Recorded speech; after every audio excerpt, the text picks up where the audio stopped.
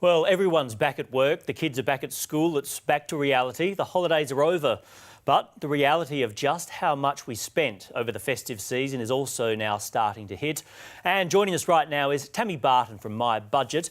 Tammy, thanks so much for your time. Thanks for having me, Will. Now, first of all, I want to know just how much of a problem is post-Christmas debt for South Australians? It's actually a really big problem, but it's not just a problem for South Australians, it's a problem for all Australians.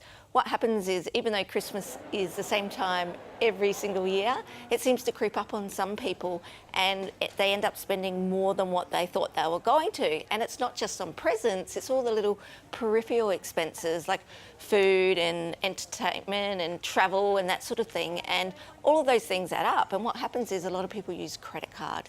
And then the credit card bills come in January and they start to feel that pinch, a bit stressed out. And I think what also happens is it's the emotional pressure at Christmas time. Our kids' Christmas wish lists can be quite stressful.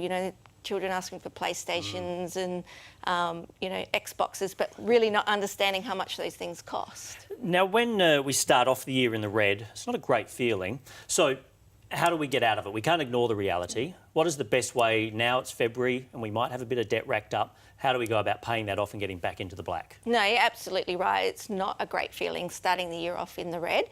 So what we suggest is, firstly, stop using the credit cards and then put together a budget plan. Now, I know that sounds simple, but it will actually give you the visibility you need to see that you can afford to pay back that debt that you have taken out, and also what you can afford to put away in savings, because ultimately if you have savings then you don't need to rely on a credit card when an emergency arises. And if you are in debt and you're behind in your payments, we recommend talking to your creditors. Do not bury your head in the sand. They're actually quite understanding and will work with you to pay back that debt at an affordable rate.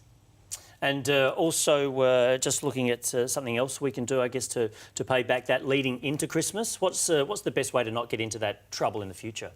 Well, certainly, as I said, putting together that plan so you can see where you want to be in the future. But thinking about Christmas, look at last Christmas. Well, Christmas just gone, and say, oh, how much did I spend? Is that what I want to spend again this year in 2018? And work backwards from there and say, do I need to save $20 a week? Is it $10 a week? Do I need to be putting $2 in a jar every day and having $600 there at Christmas time? But really, the most important thing is just knowing where you are financially and making sure that you have savings to fall back on. Yeah, and when you have got the debt under control, credit cards are a big thing. What do we do? Do you cut them up? Do you rely on a debit card?